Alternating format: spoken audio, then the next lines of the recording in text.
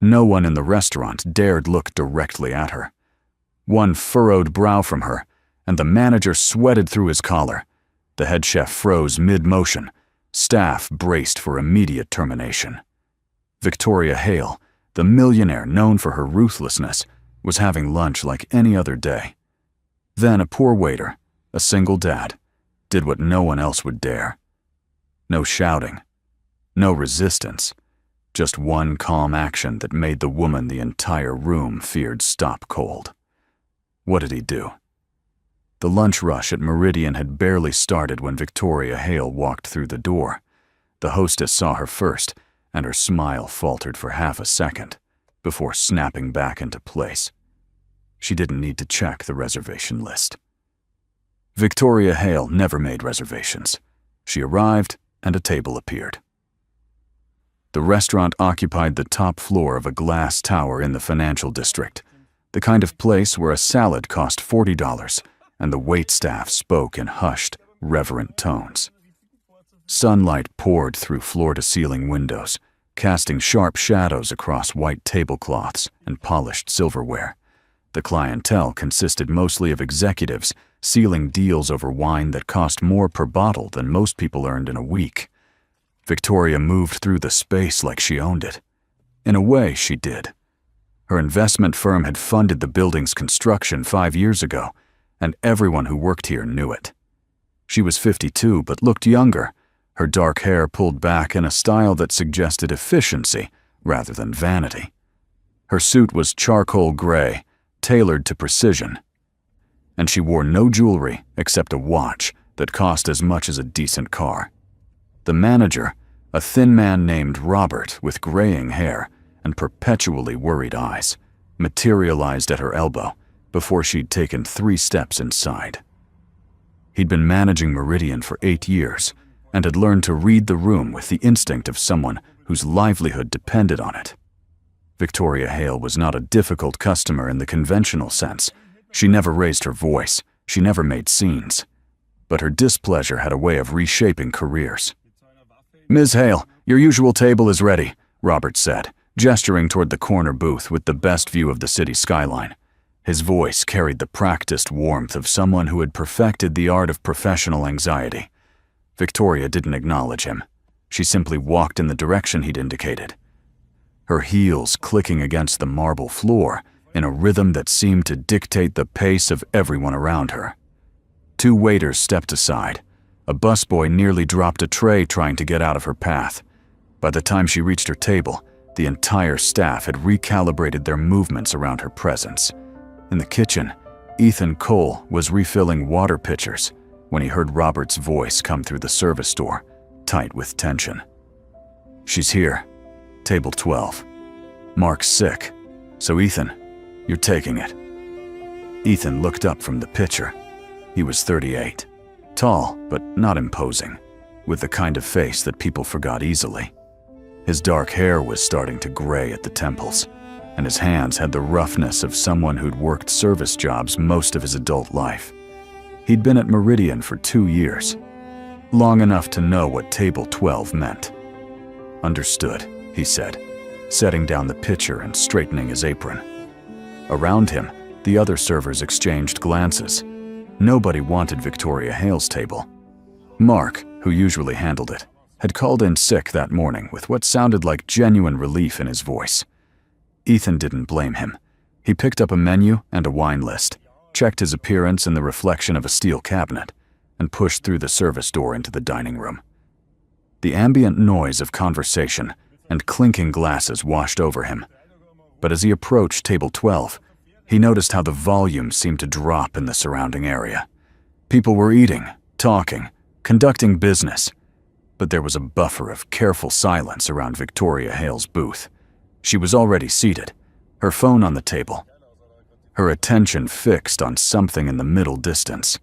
Ethan approached from her left, the way Robert had trained all of them to do, and stopped at a respectful distance. "Good afternoon, Ms. Hale," he said, his voice even and professional.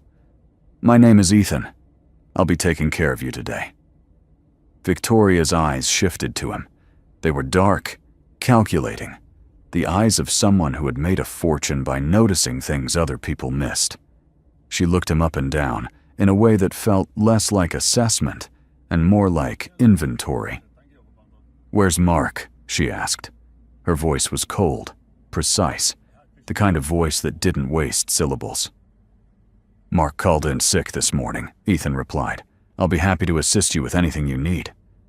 Victoria's expression didn't change, but something flickered behind her eyes. Displeasure, maybe. Or just the reflexive irritation of someone whose routine had been disrupted. She picked up the menu without responding, and Ethan took that as his cue to recite the specials. He kept it brief. Victoria Hale didn't need descriptions. She interrupted him halfway through the second special, her voice cutting through his words like a knife through paper. "The lighting is different," she said, not looking up from the menu. Ethan glanced at the overhead fixtures. They looked the same as always. "I'm sorry, Ms. Hale. Different how?" "Brighter. It was softer last week." He didn't argue. There was no point. "I'll speak to the manager about adjusting it for you." "Don't speak to him. Fix it." She closed the menu and set it down with a precision that suggested everything she did was deliberate. "I'll have the salmon. No butter. Steamed vegetables. No seasoning. Sparkling water. No ice." Ethan wrote it down, though he didn't need to. Her order never changed. "Absolutely. I'll have that right out for you." He turned to leave, but her voice stopped him. "The table is uneven." Ethan looked down. The table appeared level. No wobble, no tilt.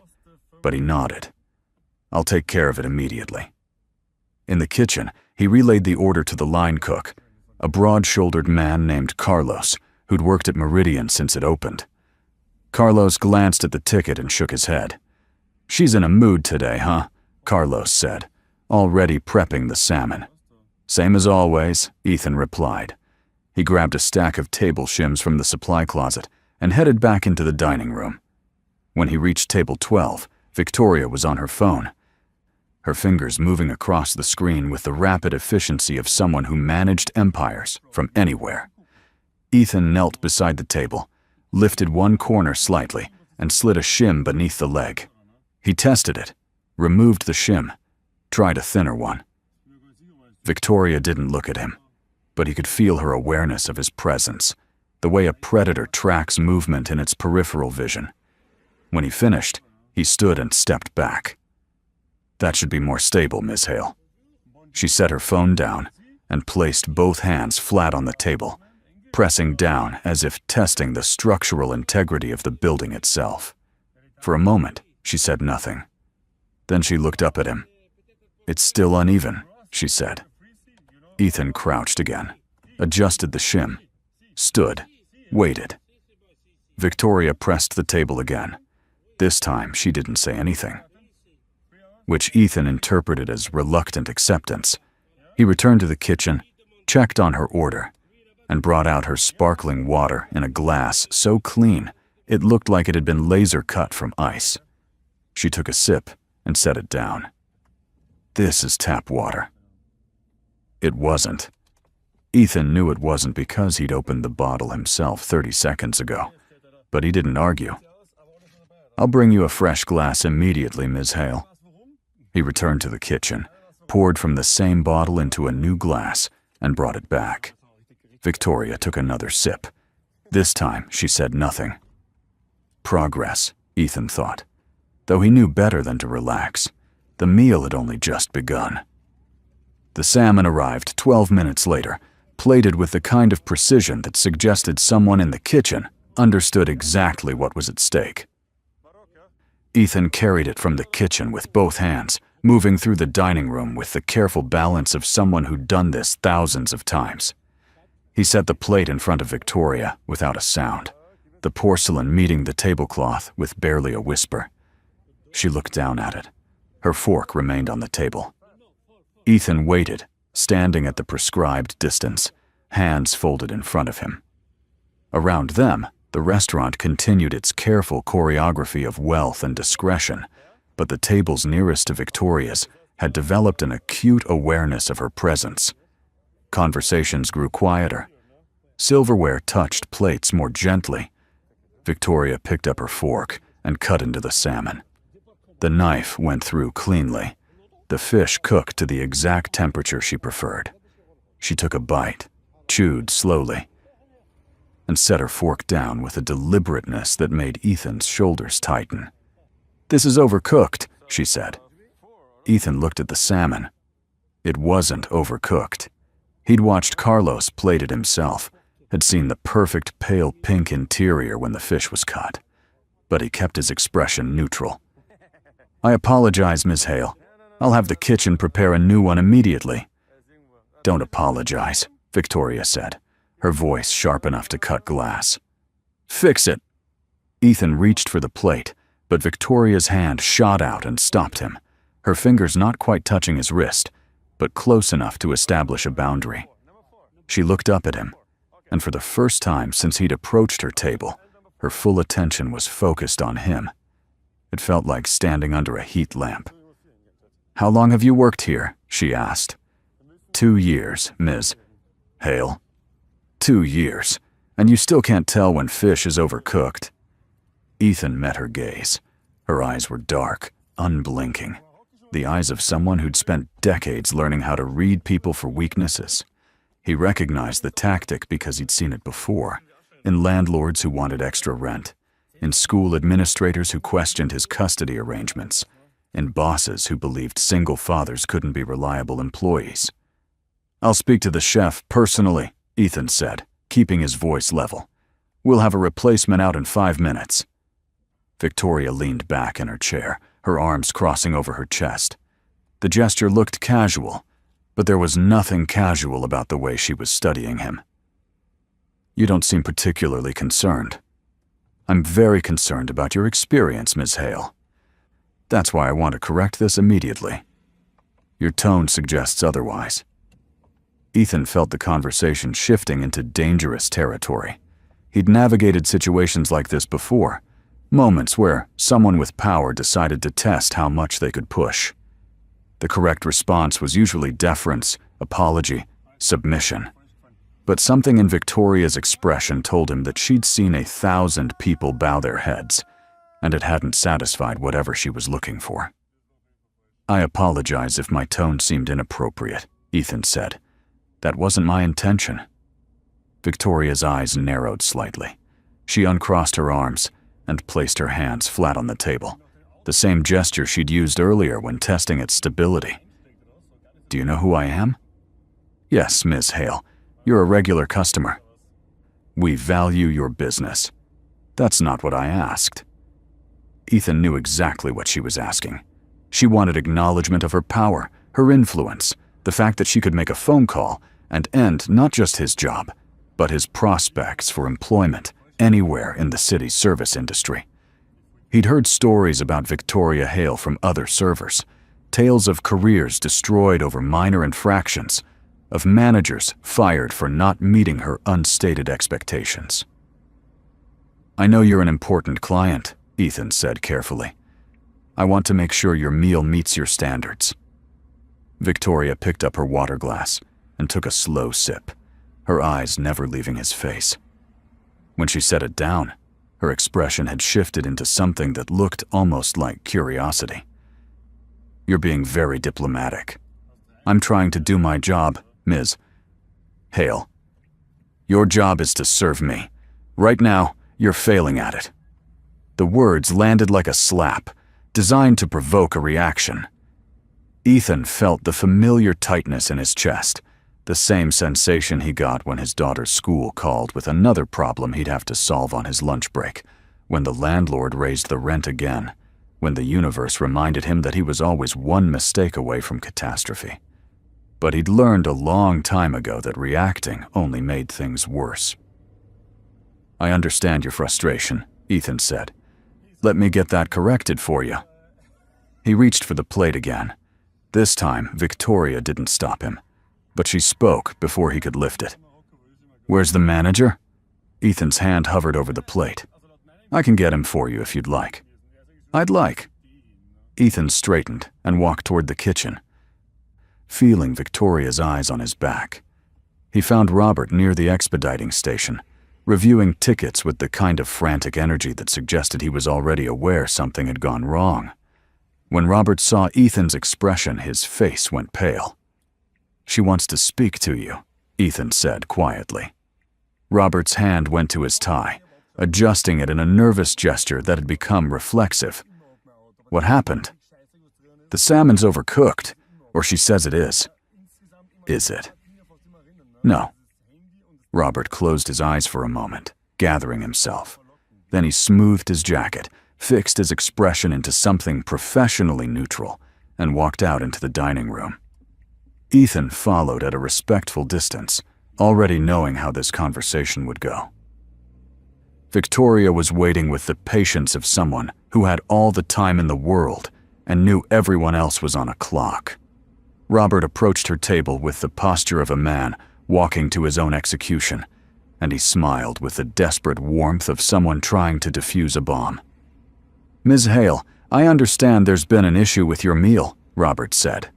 His voice had the practiced smoothness of years in hospitality, but there was a tremor underneath it that only someone listening carefully would catch. "Your server brought me overcooked fish," Victoria said. "I want to know if this is the standard I should expect from an establishment of this caliber." Robert's smile tightened. "Of course not, Ms. Hale. This is absolutely unacceptable, and I apologize for the inconvenience. We'll have a new dish prepared immediately, and naturally, your meal today is complimentary." "I don't want a complimentary meal," Victoria said. "I want competence. I want staff who understand the difference between acceptable service and negligence." The word negligence hung in the air like a guillotine blade. Robert's hand went to his tie again. "I assure you, we take your experience very seriously. Ethan is one of our most reliable servers, but if there's been a lapse in judgment, don't make excuses for him," Victoria interrupted. She glanced at Ethan, who was standing a few feet behind Robert, and her expression shifted into something colder. He's a grown man. He should be able to take responsibility for his own failures. Ethan felt the heat rising in his chest, not from anger, but from the recognition of what was happening. This wasn't about the fish. It had never been about the fish. This was about power, about someone who'd built an empire by making people feel small, and who needed that feeling confirmed over and over again. Robert turned slightly, looking at Ethan with an expression that was part apology, part warning. "Ethan, do you have anything you'd like to say to Ms. Hale?" It was a trap. The correct answer was an apology, a promise to do better, a demonstration of the proper hierarchy. Ethan knew that. He also knew that whatever he said right now would be dissected, analyzed, used as evidence of either submission or insubordination. There was no winning move, only degrees of losing. But then he thought about his daughter, Emma, who was probably in math class right now, learning about fractions or percentages, or whatever they taught in 4th grade. He thought about the conversation they'd had last week when she'd come home crying because a classmate had said something cruel about her not having a mother. He'd told her that some people hurt others because it makes them feel powerful, and that the strongest thing you can do is refuse to let them take your dignity. He looked at Victoria Hale, and he spoke with the same calm he'd used when talking to Emma. "I'll take responsibility for my part in this, Ms. Hale. The fish was cooked to standard specifications, but if it didn't meet your expectations, that's a failure on my part to understand what you were looking for. I apologize for that, but I won't apologize for things I didn't do." The dining room seemed to contract. Conversations at nearby tables stopped mid-sentence. Robert's face went through several shades of pale. Victoria's expression froze, her eyes locked on Ethan with an intensity that felt like physical pressure. "Excuse me?" Victoria's voice was soft, dangerous.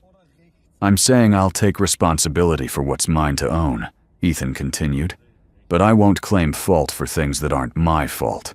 The fish wasn't overcooked. You didn't like it, and that's valid. And I should have caught that earlier. That's on me. But I'm not going to stand here and pretend I'm incompetent when I'm not." Robert looked like he was going to have a stroke. He stepped forward, his hands raised in a placating gesture. "Ms. Hale, I apologize. This is completely inappropriate, and I assure you—" "Stop," Victoria said, cutting him off without looking away from Ethan. Robert froze mid-sentence, his mouth hanging open. Victoria stood up. She was shorter than Ethan had expected, maybe 5'6", but she carried herself with the kind of presence that made height irrelevant. She picked up her purse, a leather bag that probably cost more than Ethan made in 6 months, and adjusted the strap over her shoulder. "You think you're being brave," she said to Ethan, her voice cold and precise. "You think standing up to me makes you noble. But all you've done is prove that you don't understand how the world works." Ethan didn't respond. There was nothing to say that wouldn't make things worse. Victoria turned to Robert, and her expression shifted into something that looked almost sympathetic. "I've been coming to this restaurant for 5 years. In that time, I've never once questioned your judgment about staffing. But if this is the caliber of employee you're hiring now, I may need to reconsider my patronage." Robert's face had gone from pale to gray. "Ms. Hale, please, let me—" "I'm not interested in your explanations," Victoria said. She pulled her phone from her purse and tapped the screen a few times. "I'll be speaking to the building's ownership about standards and expectations. I suggest you do the same with your staff." She walked toward the exit without another word. The hostess scrambled to open the door, nearly tripping over her own feet in the process. Victoria passed through it without acknowledgement, and the door closed behind her with a soft click that sounded like a gunshot in the silence she'd left behind. For a long moment, nobody moved. Then Robert turned to Ethan, and his expression was no longer worried. It was furious. The kind of anger that comes from fear that's been given permission to transform into rage. "My office," Robert said. His voice was shaking. "Now." Ethan followed him through the dining room, past the other servers who wouldn't meet his eyes, through the kitchen where Carlos stopped mid-chop to watch them pass, and into the small office at the back that smelled like old coffee and financial desperation. Robert closed the door behind them and stood there for a moment, his hand still on the knob, his back to Ethan. When he finally turned around, his face was red. "What the hell were you thinking?" "I was being honest," Ethan said. "Honest?" Robert's voice cracked on the word. "That woman can destroy this restaurant with a phone call. Do you understand that? Not just your job. Mine. Everyone's. She owns half the buildings in this district. Her investment firm controls more money than most people will see in 10 lifetimes. And you decided this was the moment to be honest?" Ethan didn't have a good answer for that. He'd known the risks when he'd spoken.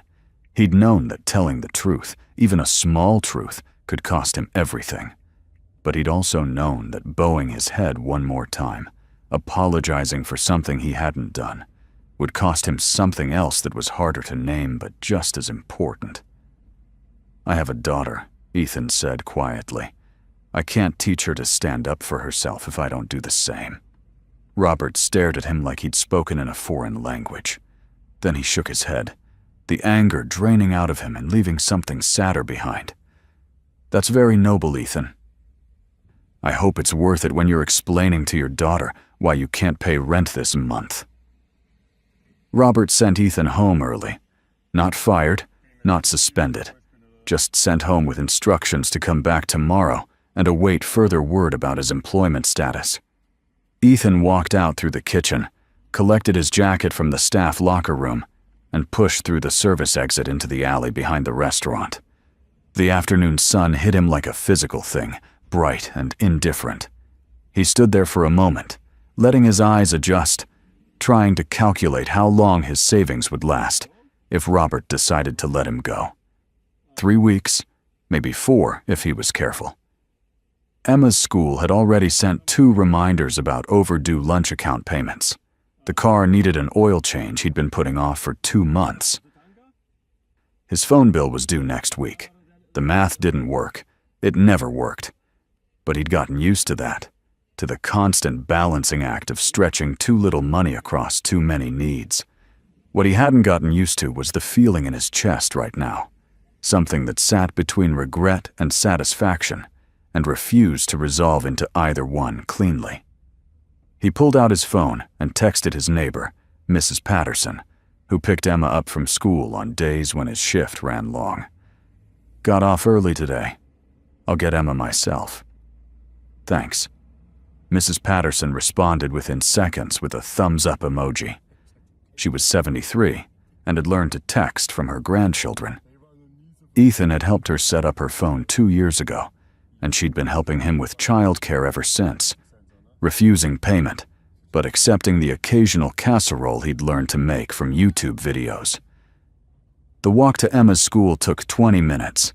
Ethan used the time to rehearse what he'd tell her if he lost his job. She was 9, old enough to understand that money was tight, but young enough to believe her father when he said everything would be okay.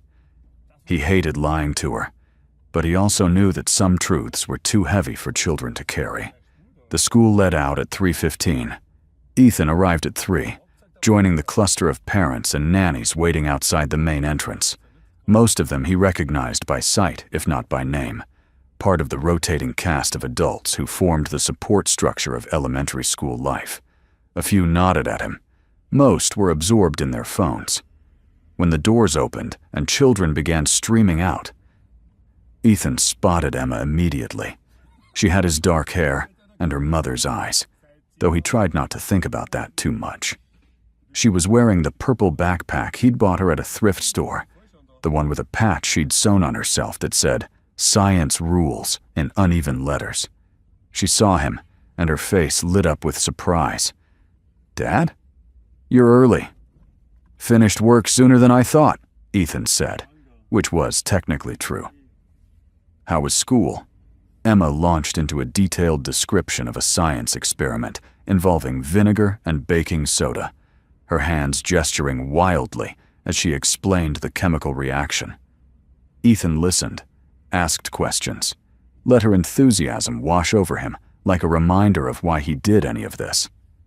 They walked home together, Emma's hand in his, her voice filling the space between them with stories about her teacher and her friends, and the book she was reading about space exploration. Their apartment was on the 3rd floor of a building that had been old when Ethan moved in and hadn't improved with age. The hallway smelled like cooking oil and carpet cleaner. Their unit was small, 2 bedrooms barely bigger than closets, a kitchen with appliances from the 1980s, a living room where the couch doubled as Ethan's bed most nights because Emma needed her own space more than he did. Emma dropped her backpack by the door and went straight to the kitchen table to start her homework. Ethan made her a snack, apple slices with peanut butter, and sat across from her while she worked through math problems. He helped when she asked, mostly with word problems that required translating English into numbers, and tried not to think about what he'd say to her if Robert called tonight with bad news. His phone rang at 6:30. Emma was in her room, reading before bed. Ethan looked at the screen and saw Robert's name.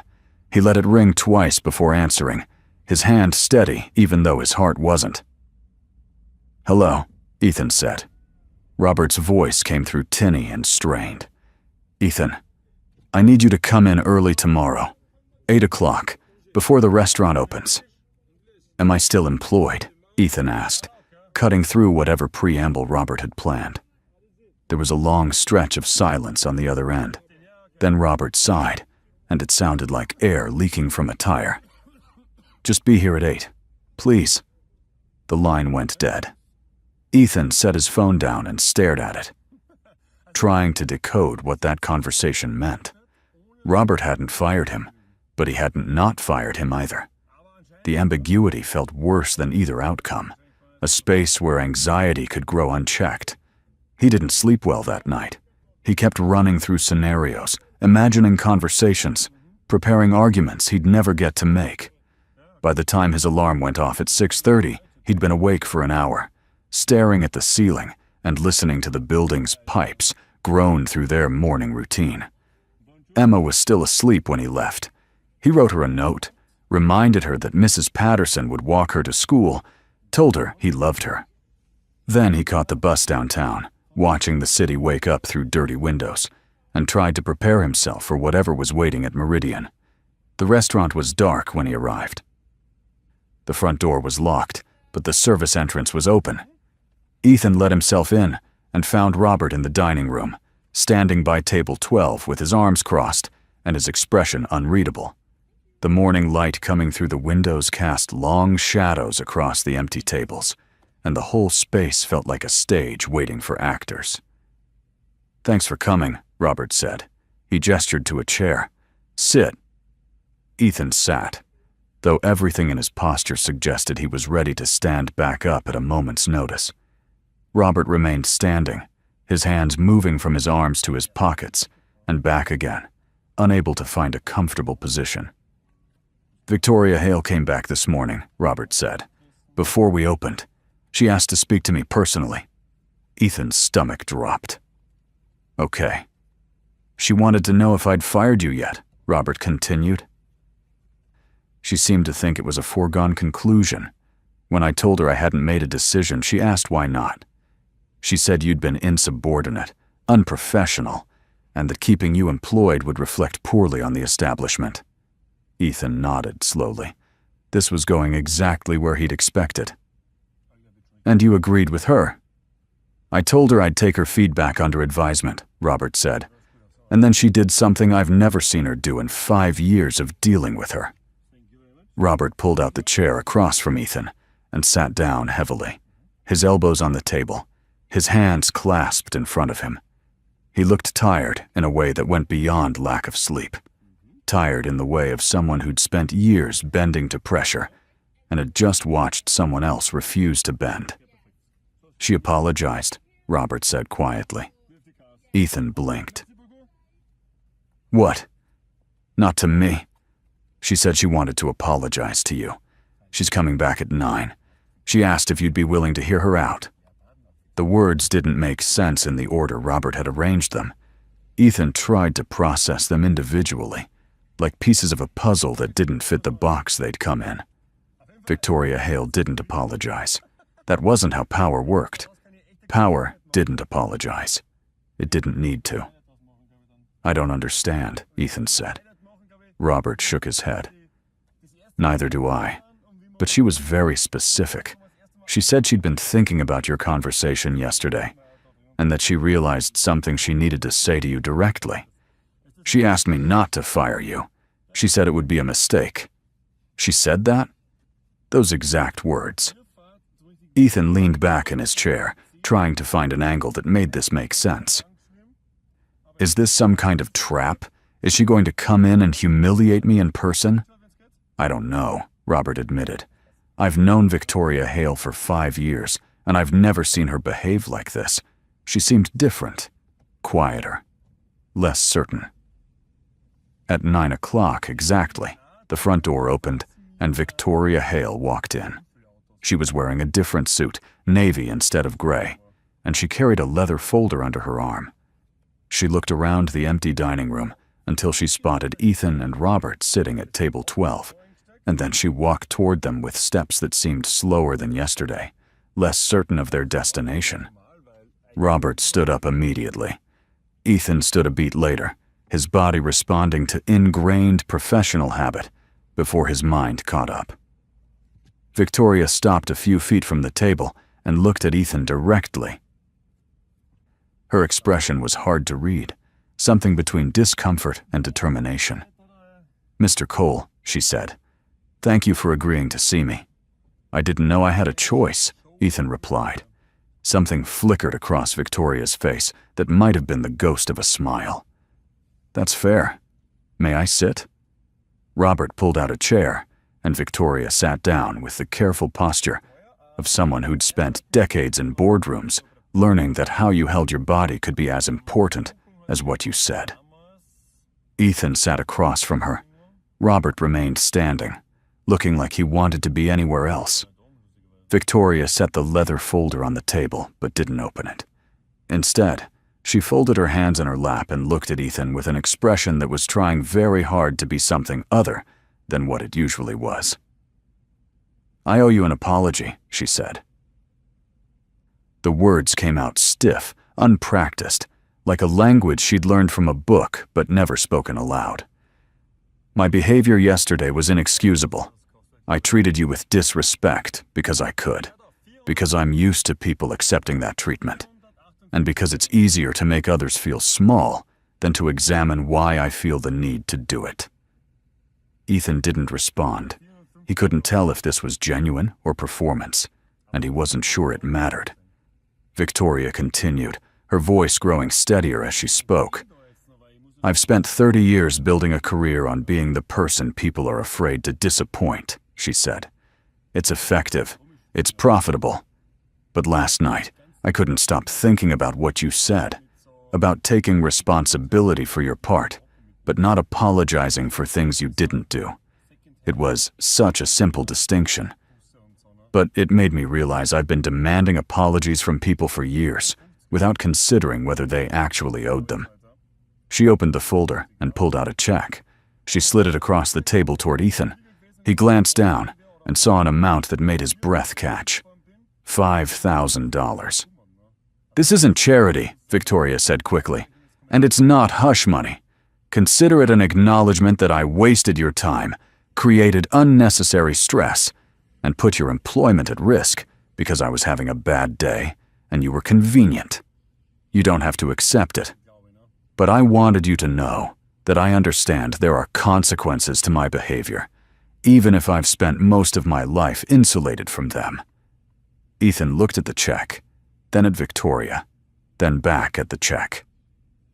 $5,000 would solve problems he'd been juggling for months.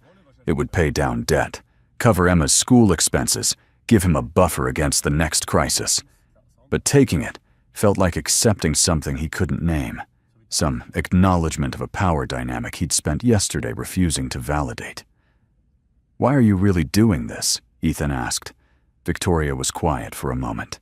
When she spoke again, her voice was softer. "Because you reminded me of something I'd forgotten. That dignity isn't something people earn through status or wealth. It's something everyone has by default, and taking it away from them says more about me than it does about them. I don't know if I can change who I've become, but I can at least acknowledge when I've been wrong." Ethan picked up the check.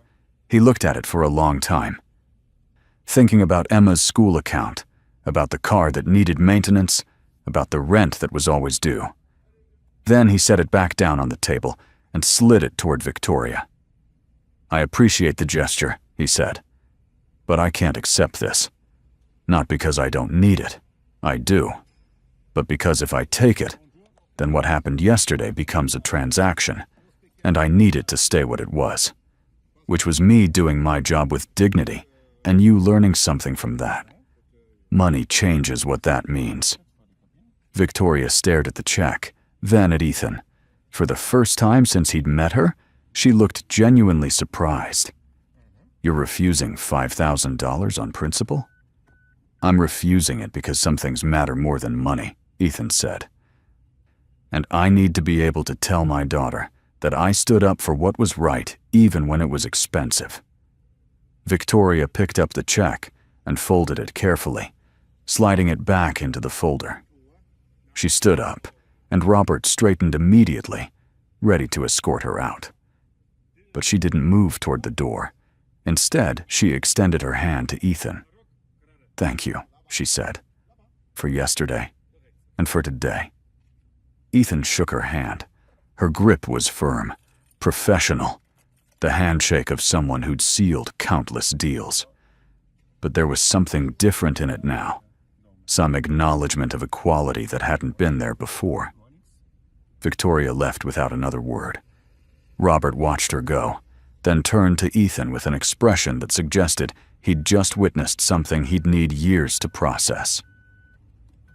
"You just turned down $5,000. "I did," Ethan confirmed. "Are you insane?" Ethan thought about it. "Maybe. But I'll be able to sleep tonight." Robert shook his head slowly. somewhere between disbelief and admiration. You still have a job, in case that wasn't clear.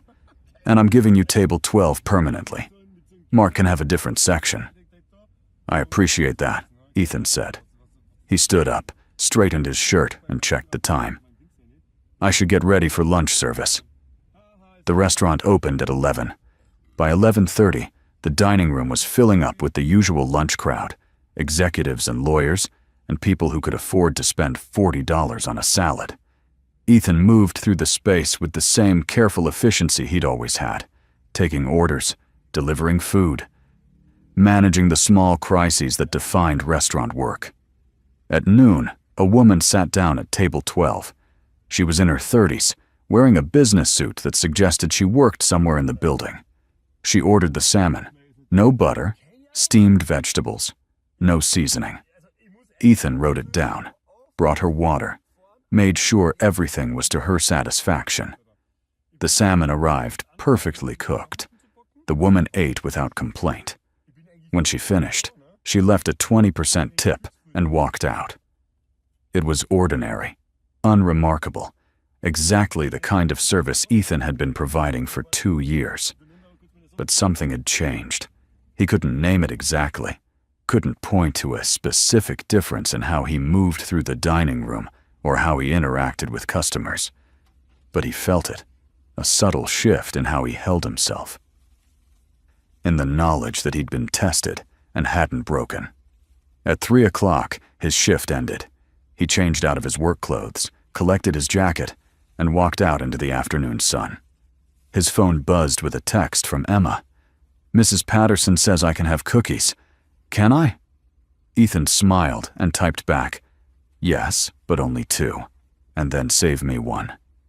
He walked to the bus stop, joined the line of people waiting to go home, and thought about dignity and power and the difference between the two. Victoria Hale had built an empire on making people afraid, but fear, Ethan had learned, was just another kind of weakness. And the strongest thing you could do was refuse to let someone else's weakness become your own. The bus arrived. Ethan got on, found a seat, and watched the city pass by outside the window. Somewhere in that city, Victoria Hale was probably in a meeting, making decisions that affected thousands of lives. And somewhere else, Emma was eating cookies and doing homework and waiting for her father to come home. Both things were true. Both things mattered. And Ethan had learned that the real measure of a person wasn't how much power they had, but how they chose to use it when nobody was watching. Or in his case, how they chose not to surrender it when everyone was.